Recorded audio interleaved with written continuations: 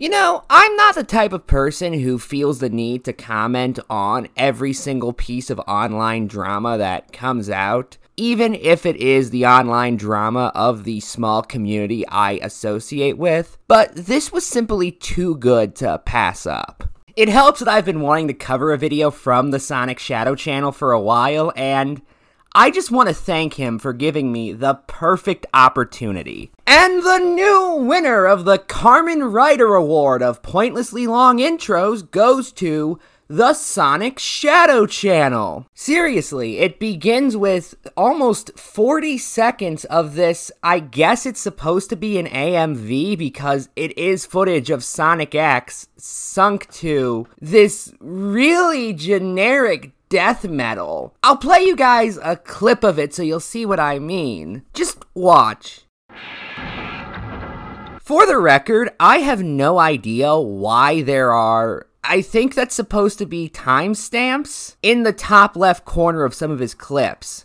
A couple of them have watermarks from things like Fox Kids, and that I understand because he probably ripped this footage off of the internet and it was probably originally uploaded there by some guy who recorded Sonic X on his DVR in like 2005. But I have never seen a TV that automatically told me the time unless I intentionally set it to that. And I should also note, I have never seen a TV ever that told me the time in the top left corner. Although I do also want to take a moment to note the watermarks and the fact that this footage is standard definition, because I did an incredibly basic search, and by that I mean I literally just typed Sonic X into the YouTube search bar, and I was able to find every episode uploaded onto YouTube in high definition and free of watermarks. Speaking of quality issues, you guys have probably noticed the black borders on the side of the footage that SonicShadow uses. This is because the footage, as well as the picture that SonicShadow uses for his avatar, and we'll get to that in a minute,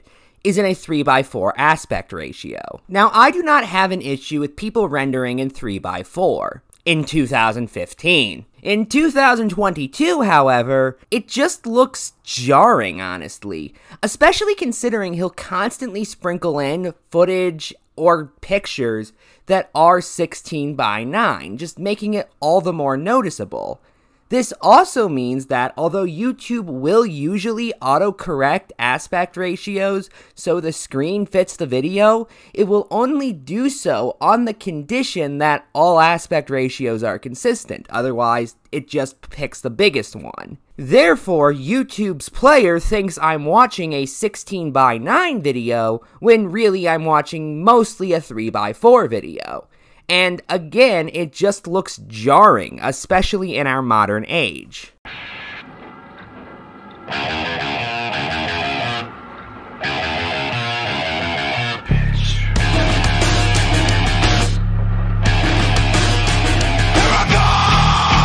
You guys thought I was exaggerating when I said this was incredibly generic death metal, didn't you? I'm cutting out most of the rest of this intro because, well, there's not really much to it. After about 35 seconds, he puts this text on screen. Then we sit there for a couple seconds in utter silence as this image is on screen. This badly cropped, badly designed image, and his intro ends with whatever this is. Hi there, Face here. And you're watching the SonicShadow channel. See you later. It takes 54 seconds out of a 7-minute video before we actually see SonicShadow. Hello, this is the SonicShadow channel.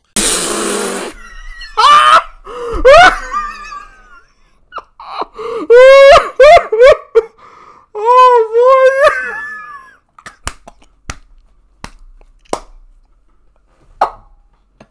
I'm lost! I normally don't make fun of voices because people can't control how they sound and it just seems a little mean. But I have to make an exception for this guy because I just cannot listen to his voice without laughing. Hello, I am the SonicShadow channel, and I sound like a 70-year-old prostitute who's been chain smoking for half a century. Or maybe I sound like your drunk friend badly doing a Shadow the Hedgehog impression. Once again with another video. This time it's going to be a rant. And what I am going to be ranting on is the commentary community.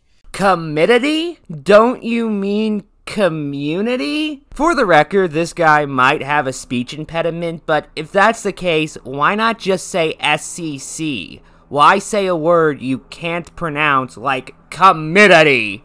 Yes, this will be the second part of a rant I did on the commentary community. I swear to God, if it turns out that the SonicShadow SCC rant suffers from continuity lockout, I'm gonna be pissed. Almost a year ago, because I really need to rant on them again. Honestly, what do I have to say about them? Am I supposed to answer that question? Because my gut tells me what you're going to say in the rest of the video. They never really improved one bit.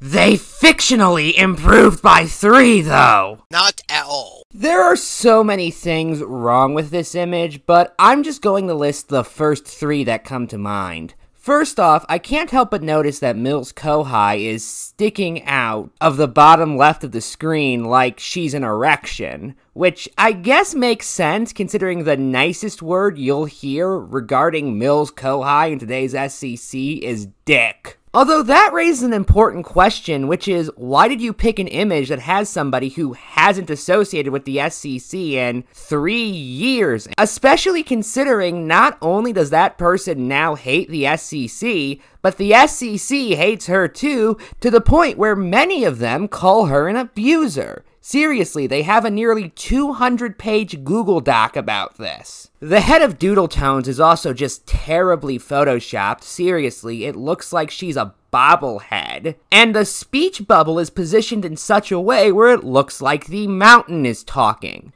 Also, why is Doodle saying dead topics considering she was one of the first people to reject that notion in the first place?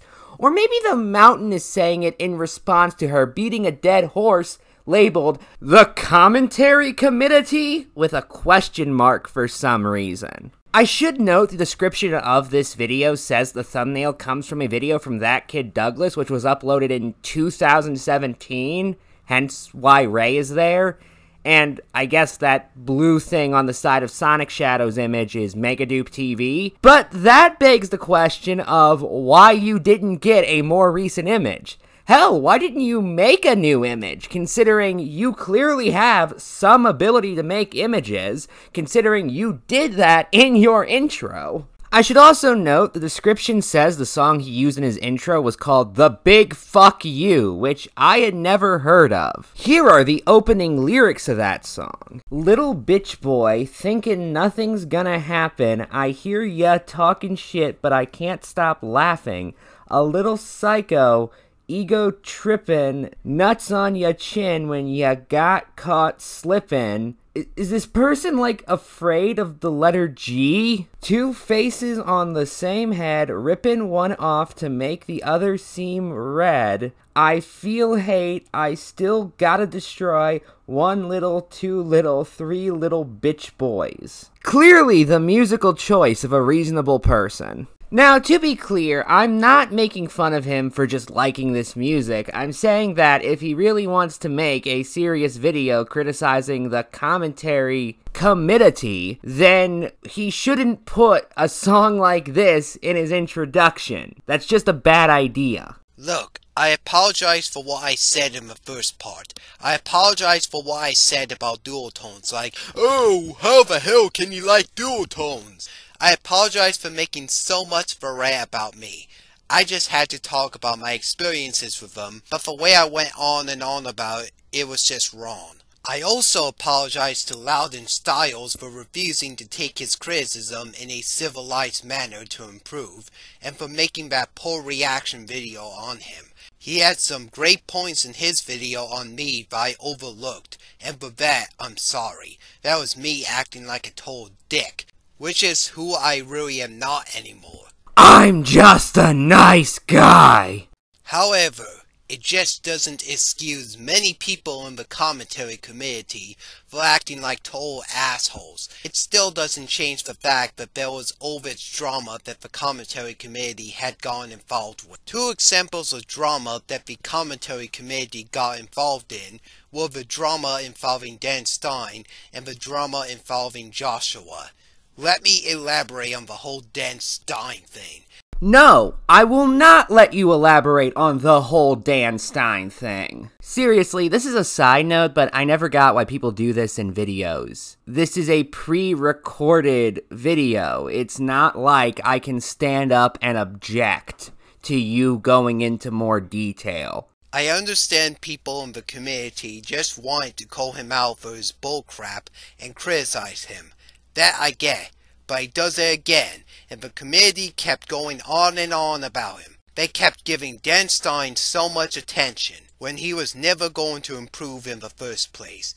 Okay, I could understand the keep giving him attention point if he was a troll who was just looking for attention to get a laugh. However, he wasn't. He was a legitimate want-to-be commentator who kept making bad videos. Why is it our fault for pointing out that he kept making bad videos and not his fault for continuing to make bad videos? And this isn't even getting into the actions Dan Stein did to people. You can hear all about that from other people in the SEC. I won't go into those here. But again, why is it the fault of the messenger and not the person who's being talked about? This is also the essence of your point regarding Joshua, which I'm cutting out for the sake of time. And in the case of Joshua, it's just even more confusing considering the SEC did leave him alone for about half a decade. Joshua began getting covered again in 2016, after he had been ignored by most of the SEC under the assumption that he was a dead topic since roughly 2011. In fact, a year before Doodle started covering him, which reignited his bandwagon status, Half-Boiled Hero released a now-deleted video where he criticizes another commentator by the name of the Maverick Gamer for covering Joshua.